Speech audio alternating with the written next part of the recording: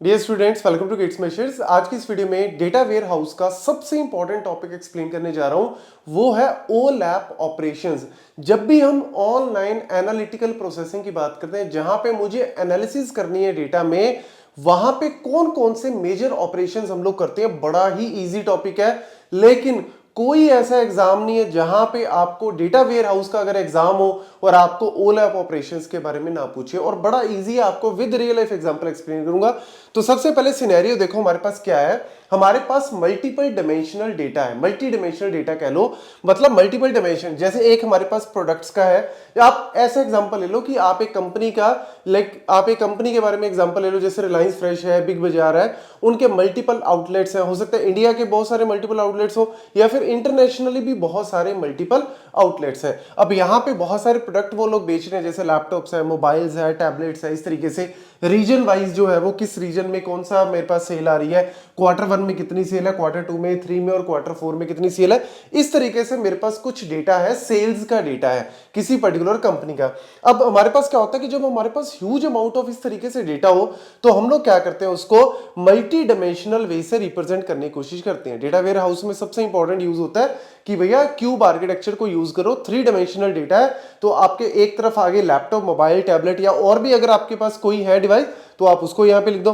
एक आपके पास एक्सिस में आगे Q1, Q2, Q3, Q4 जो आपके क्या है, क्वार्टर्स है, और एक तरफ आगे आपके रीजन्स। तो 3 dimensional X axis, Y axis और जेड एक्सिस हो गया। तो ये आपका डेटा इस तरीके से रिप्रेजेंट हो जाएगा। ये बड़ा सिंपल सा आर्किटेक्चर है। अब यहां पे इस तरीके से मैंने ये एग्जांपल लिया 3 डायमेंशन वाला, जो मैंने जस्ट आपको ये दिखाने के लिए कि भैया किस एग्जांपल के ऊपर हम लोग ऑपरेशंस परफॉर्म करने जा रहे हैं। अब हमारा सबसे पहला ऑपरेशन क्या है, स्लाइस ऑपरेशन। बड़ा ही सिंपल सा ऑपरेशन है।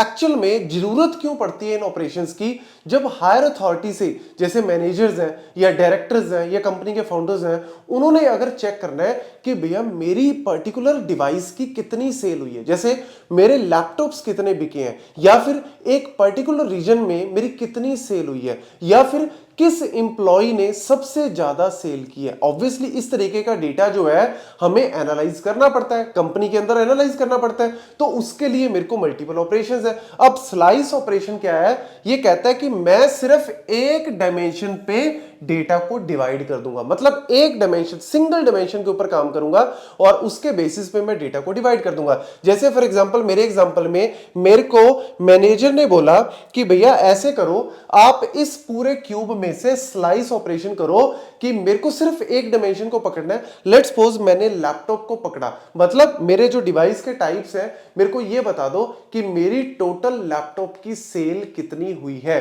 अब ऑब्वियसली आप क्या लोगे, स्लाइस करने का मतलब क्या है, एक तरह से आप इसको थोड़ा सा विजुलाइज करो कि आपके पास एक नाइफ है और उस नाइफ से आपने यहां से लेके ये वाला आपने पूरा एक पीस कट कर दिया। ये वाला आपने नाइफ से एक पीस कट कर दिया, ये वाला जो पीस निकल के आ रहा है, ये क्या है, एक तरह से स्लाइस ऑपरेशन है। क्योंकि लैपटॉप के कॉरस्पॉन्डिंग किस क्वार्टर में किस रीजन में कितनी सेल हुई है, ये सिर्फ आपको ये बता देगा।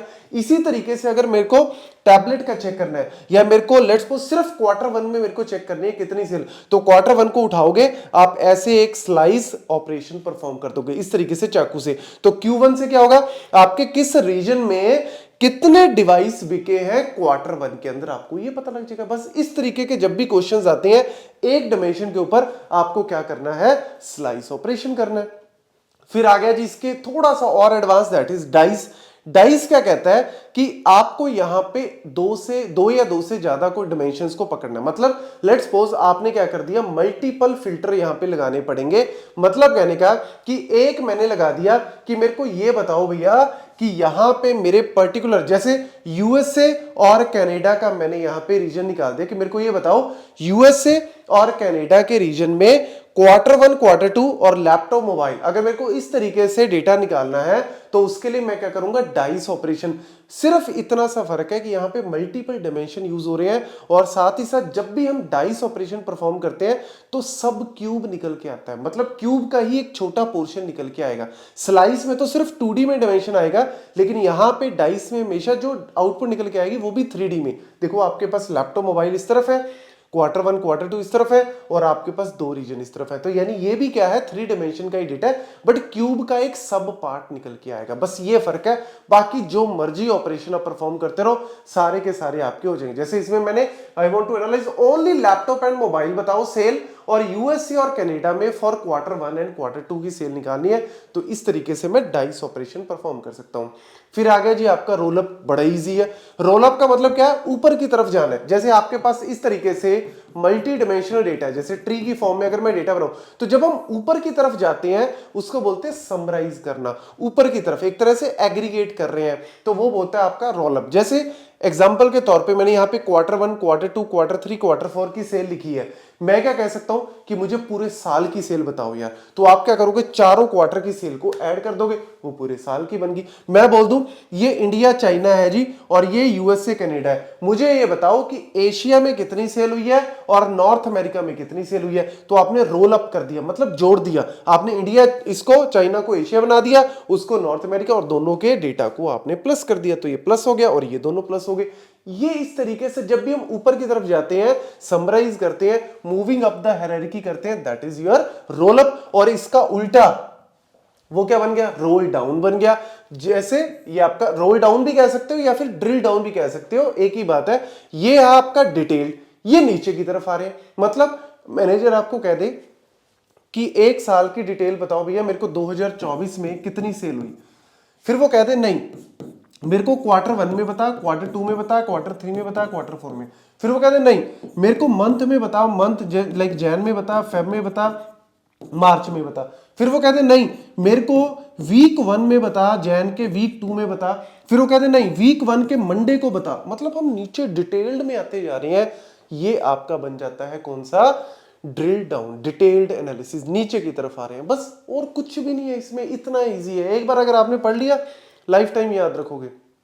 फाइनली आ गया एक और पाइवट ऑपरेशन।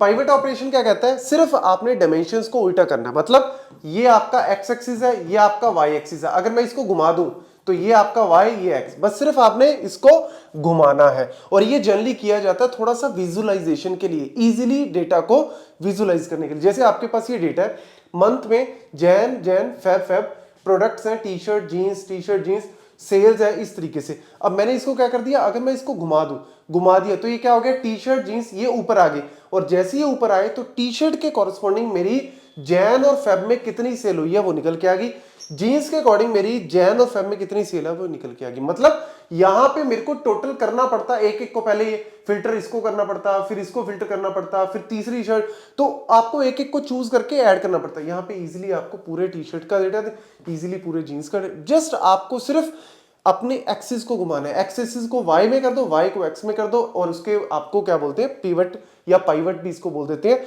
तो ये मेजर ऑपरेशंस हैं जो आपको जनरली परफॉर्म करने पड़ते हैं ओलैप के अंदर। ये सारे आप नोट कर लो, ये एग्जांपल आप नोट कर लो, इससे बाहर इसमें कुछ भी नहीं है। Thank you.